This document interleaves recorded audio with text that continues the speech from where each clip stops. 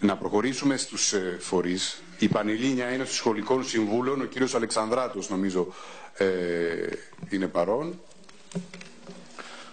Αξιότιμε κύριε Υπουργέ, αξιότιμε κύριε Πρόεδρε της Επιτροπής... Κυρία Ζωγραφάκη, αν θέλετε κλείστε το μικρόφωνο σας. Κυρία Ζωγραφάκη, αν θέλετε. Ευχαριστώ. Αξιότιμε... Βεβαίως αυτό είναι σωστό που επισημαίνει η κυρία Κεφαλίδου. Όποιος θέλει και κάποιος από τους φορείς που δυστυχώς δεν χωρούσαν χρονικά στη σημερινή διαδικασία να στείλει ένα υπόμνημα ή να καταθέσουν από τους υπάρχοντες ένα υπόμνημα ευρύ και σχολαστικά διατυπωμένο. Ευχαριστώ. Ελάτε. Αξιότιμε κύριε Υπουργέ, αξιότιμε κύριε Πρόεδρε της Επιτροπής Μορφωτικών Υποθέσεων, αξιότιμοι κύριοι εκπρόσωποι των κομμάτων του Κοινοβουλίου και αξιότιμοι κύριοι βουλευτές. Αρχικά θέλουμε να σας ευχαριστήσουμε για την πρόσκληση. Πριν προχωρήσουμε στις παρατηρήσεις μας επί του παρόντος νομοσχεδίου, να εκφράσουμε εγκάρδια τις ευχές μας προς το Γενικό Γραμματέα του Υπουργείου, τον κύριο Παντή, για ταχεία ανάρρωση. Ευχόμαστε να αποκατασταθεί η υγεία του και γρήγορα να είναι πάλι στα καθήκοντά του. Ως προς το νομοσχέδιο. Το συγκεκριμένο νομοσχέδιο στηρίζεται σε τροπολογίες επί του νόμου 3848 του 2010. Μάλιστα, ενώ κάποιες διατάξεις του νόμου 3848 διατηρούνται, κάποιες άλλες διατάξεις τροποποιούνται και κάποιες άλλες, αν και είχαν τροποποιηθεί κατά το 2015, με το νόμο 4327 τροποποιούνται εκ νέου. Φοβόμαστε ότι θα δημιουργηθεί τεράστια σύγχυση κατά την εφαρμογή του από τα τοπικά υπηρεσιακά συμβούλια, αφού δεν είναι αποτυπωμένο σε ένα ενιαίο κείμενο το τι και το πώς μοριοδοτείται.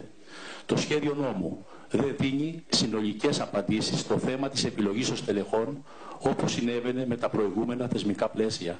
Παραδείγματος χάρη, Προεδρικό Διάταγμα 25 του 2002, ο νόμος 3767 του 2006, ο νόμος 3848 του 2010. Ειδικότερα δεν συμπεριλαμβάνει τους σχολικούς συμβούλους. Δεν αντιμετωπίζεται συνολικά και ορθολογικά η επιλογή στελεχών εκπαίδευσης, αρχίζοντας με τη διαδικασία επιλογής από τους σχολικούς συμβούλους, μετά με τους διευθυντές εκπαίδευσης και τέλος με τους διευθυντές σχολείων, όπως παραδοσιακά προέβλεπε κάθε θεσμικό πλαίσιο μέχρι το 2015. Αποτέλεσμα αυτού είναι ότι κάποιος τέλεχος, παραδείγματος χάρη διευθυντής εκπαίδευσης ή σχολικός σύμβουλος, που ενδεχομένως δεν θα επιλεγεί στις επόμενες κρίσεις, δεν θα μπορέσει να διεκδικήσει θέση διευθυντή σχολείου και έτσι ικανά και άξια στελέχη δεν θα μπορέσουν να αξιοποιηθούν από την υπηρεσία στο βαθμό που τους αξίζει. Ούτε η υπηρεσία θα μπορέσει να αξιοποιήσει στο βέλτιστο βαθμό τα στελέχη της. Είναι γεγονός ότι κάθε φορά οι κρίσεις τελεχών εκπαίδευσης πραγματοποιούνται με διαφορετικό θεσμικό πλαίσιο. Επιπρόσθετα, κάθε φορά μεταβάλλονται τα κριτήρια. Αποτέλεσμα είναι να μην υπάρχει ένα σταθερό θεσμικό πλαίσιο, το οποίο να είναι γνωστό στον εκπαιδευτικό, ώστε να μπορεί να φροντίζει για την επαγγελματική του εξέλιξη. Θα πρέπει να υπάρχει πάντα ανοιχτός διάλογος και μέσα από συνενέσεις να δημιουργηθεί ένα τέτοιο σταθερό πλαίσιο. Το έχει ανάγκη εκπαίδευση. Ως προς επιμέρους διατάξεις, σχετικά με το θέμα του περιορισμού σε 2 του αριθμού των θητιών ενός διευθυντή σε ένα σχολείο. Με δεδομένη τη γεωγραφία της χώρας μας με νησιά, πολλά από τα οποία είναι μικρά, με ορεινές περιοχές και σχολεία δυσπρόσιτα, οποιαδήποτε σκέψη εφαρμογής θα οδηγήσει σε πολλά προβλήματα. Σχετικά με τις προϋποθέσεις διεκδίκησης θέσης διευθυντή, θεωρούμε ότι τα απαιτούμενα χρόνια εκπαιδευτικής και διδακτικής υπηρεσίας θα μπορούσαν να είναι λιγότερα, ώστε να δοθεί η δυνατότητα και σε νεότερους υπηρεσιακά εκπαιδευτικούς να είναι υποψήφιοι. Θα πρέπει μάλιστα να ληφθεί υπόψη ότι σε ορισμένα σχολεία, ακόμη και τώρα, δεν υπάρχει ενδιαφέρον για κατάληψη της θέσης του διευθυντή. Αποτέλεσμα είναι να τοποθετείται ως διευθυντής κάποιος με ελάχιστα έτη υπηρεσίας.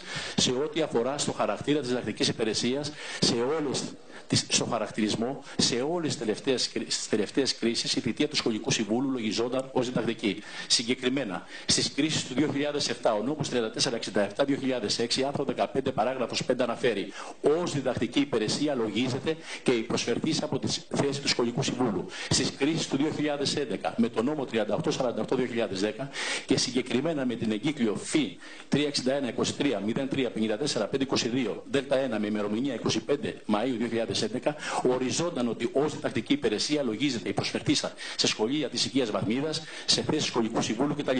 Στις κρίσεις ομοίως του 2015, ο νόμος 4327-2015, στο άρθρο 17, παράγραφος 7, ορίζει ότι ως διδακτικό έργο λογίζεται η άσκηση διδακτικού έργου σε μονάδες πρωτοβάθμιας και δευτεροβάθμιας εκπαίδευσης, οι άδειες λογικής λογίας ανατροφής τέχνου, θητεία του σχολικού συμβούλου, θητεία στα κέντρα περιβαλλοντικής εκπαίδευσης κλπ. Με το παρόν νομοσχέδιο, η θητεία του σχολικού συμβούλου αλλά και άλλες θητείες δεν λογίζονται ως διδακτική υπηρεσία. Συνεπώς, είναι εύλογα τα ερωτήματα που ανακύπτουν. Τι άλλαξε από τον προηγούμενο νόμο 4327-2015, γιατί τότε, όπως και παλαιότερα, η θητεία του σχολικού συμβούλου λογιζόταν ως διδακτική και τώρα όχι, και μάλιστα με διάταξη αναδρομικής ισχύως. Επισημαίνουμε ότι για το επιχείρημα αυτό υπάρχουν ισχυρές νομικές γνωμοδοτήσεις. Η αναδρομικότητα προσκρούει σε θεμελιώδη δικαιώματα και αρχές δικαίου. Στο σημείο αυτό θα ήθελα να επικαλεστώ αναφορά του κυρίου Κουράκη στη χθεσινή συζήτηση σχετικά με την πρόταση για τον περιορισμό των θητιών των διευθυντών σε 2 θητείες στο ίδιο σχολείο. Ο κύριος Κουράκης είπε για την περίπτωση εκείνη: θεωρώ απολύτως εύλογο οι άνθρωποι να μην ευνηδιάζονται. Αυτοί που τώρα υπηρετούν είχαν διεκδικήσει τη θέση με ένα άλλο καθεστώς. Συμφωνούμε απόλυτα με την άποψη του κυρίου Κουράκη. Η άποψη αυτή προφανώς έχει εφαρμογή και στην περίπτωση του υπολογισμού της διδακτικής υπηρεσίας. Στην ουσία του θέματος της διδακτικής υπηρεσίας, πέραν αυτού, τα καθήκοντα, οι αρμοδιότητες και το έργο του σχολικού συμβούλου έχουν στον πυρήνα του στη διδακτική πράξη. Τα καθήκοντα και αρμοδιότητες του σχολικού συμβούλου καθορίζονται από τις διατάξεις της παραγράφου 2 του άρθρου 1 του νόμου 1304 του 1982, σε συνδυασμό με τη ΦΥ 353, είναι το ΦΥ 1340 του 2002, όπως τροποποιήθηκε, συμπληρώθηκε και ισχύει. Αναδεικνύεται λοιπόν ο ρόλος μας του σχολικού συμβούλου και ότι η εργασία μας είναι αντικειμενικά σύμφυτη με τη διδακτική υπηρεσία. Ως προς τις έννοιες, ακόμη διδακτική υπηρεσία και διδασκαλία και μάθημα, υπάρχουν και γνωμοδοτήσεις. Ενδεικτικά σας αναφέρω ότι ο καθηγητής του Πανεπιστημίου Ιωαννίνου, σε υπόμνημα που θα το καταθέσουμε, εκφράζει την άποψή του. Άρα είναι σαφής ο ρόλος του σχολικού συμβούλου και οι λόγοι για τους οποίους η θητεία τους λογίστηκε από ιδρύσεις του θεσμού έως σήμερα ως διδακτική. Κατά συνέπεια, ζητάμε να ισχύσει ό,τι και στο παρελθόν η θητεία του σχολικού συμβούλου να λογίζεται ως διδακτική. Το ίδιο να ισχύσει και για τις άλλες περιπτώσεις που αναφέρονται στον νόμο. Επειδή ο χρόνος που έχουμε στη διάθεσή μας είναι αρκετός, θα προχωρήσουμε μόνο ενδεικτικά, κύριε Πρόεδρε, 1 λεπτάκι 2, γιατί όπως πάντα στη Βουλή ερχόμαστε με προτάσεις. Bullets, 1-1. Και μια παρένθεση εδώ, η Πανελλήνια Ένωση Σχολικών Συμβούλων εκφράζει λόγο επιστημονικό, παιδαγωγικό και υπηρεσιακό, ποτέ κομματικό και πολιτικό, ενδεικτικά εκλεγόμαστε από ένα ενιαίο ψηφοδέλτιο και χωρίς παρατάξεις και κόμματα.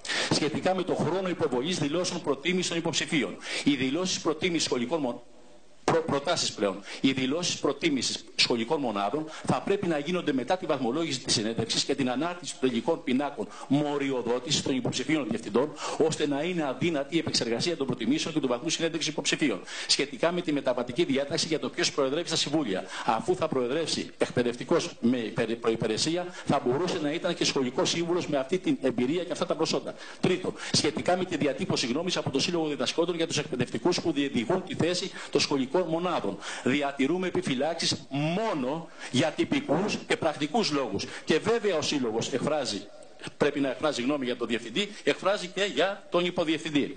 Σχετικά με τη μοριοδότηση διαφόρων προσόντων, θα πρέπει η γνώση πληροφορικής επίπεδου 1 να θεωρείται προαπαιτούμενο προσόν το 2017. Δεν μπορεί ο διευθυντής να μην έχει βασικές δεξιότητες πληροφορικής. Αυτό προέβλεπε και ο νόμος 3848 του 2010, με αναφορά ότι δεν θα ληφθεί υπόψη στην πρώτη εφαρμογή. Αν πάντως δεν αλλάξει κάτι, παρακαλούμε να τροποποιηθεί και να συμπεριληφθούν οι εκπαιδευτικοί P19, P20. Δευτερόλεπτα, κύριε Πρόεδρε. Γενικά στα μοριοδοτούμενα θα πρέπει να υπάρχει ενίσχυση της μοριοδότησης, της επιστημονικής κατάρτισης και της εμπειρίας από θέσεις ευθύνης. Επίσης, θα πρέπει να λαμβάνονται υπόψη και οι άλλες επιμορφώσεις και όχι μόνο οι αιτήσιες. Στοιχεία που δείχνουν την προσπάθεια του εκπαιδευτικού για επαγγελματική βελτίωση. Η μοριοδότηση της διδακτικής υπηρεσίας πρέπει να επαναξεταστεί. Είμαστε στη διάθεσή σας, εάν και με υπόμνημα να καταθέσουμε. Θα πρέπει να δίνεται δυνατότητα στον εκπαιδευτικό να είναι υποψήφιος σε σχολεία διαφορετικής, τελευταία παράγραφος, και σε μία ακόμα διεύθυνση εκπαίδευσης από εκείνη που υπηρετεί. Επίσης, επισημαίνουμε, γιατί η επιμόρφωση είναι μία βασική λειτουργία του σχολείου στην ελληνική μας επικράτεια, η τελευταία μας παράγραφο, επισημαίνουμε την ανυπαρξία έτη τώρα, όχι τώρα, ουσιαστικής επιμόρφωσης των εκπαιδευτικών σε θέματα διοίκησης των σχολείων. Θυμίζουμε ότι με τον νόμο 3848 είχε προβλεφθεί υποχρεωτική επιμόρφωση του ΕΓΔΑ με ποινή αποκλεισμού σε περίπτωση αποτυχίας. Τόσο των διευθυντών εκπαίδευσης όσο και των σχολικών συμβούλων σε θέματα διοίκησης και καθοδήγησης. Αυτές οι επιμορφώσεις δεν βλέπουμε να λαμβάνονται υπόψη. Θα μπορούσε κάλλιστα να θεωρούνται αιτήσιες επιμορφώσεις, δεδομένου ότι είχαν μεγάλη διάρκεια, περιλάμβαναν ουσιαστικά εξετάσεις μετά από αξιολόγηση εργασιών και πιστοποιημένες. Επίσης, είναι καιρός πλέον να προβλεφθεί η επιμόρφωση σε επίπεδο ΠΕΚ όλων των επιλεγόμενων και των υποψηφίων. Και αυτοί που θα επιλεγούν και όσοι θέλουν να είναι υποψήφιοι για στελέχη εκπαίδευσης. Σας ευχαριστούμε θερμά. Ακούστε, θα δώσετε το κείμενό σας ούτως ή άλλως, γιατί είναι συγκεκριμένες προτάσεις και... θα σας δώσουμε το κείμενο που είναι πολύ μεγαλύτερο από αυτά που αναγνώσαμε, λοιπόν, αξιότιμη κύριε Πρόεδρε. Θα έχετε και δευτερολογία έτσι κι αλλιώς.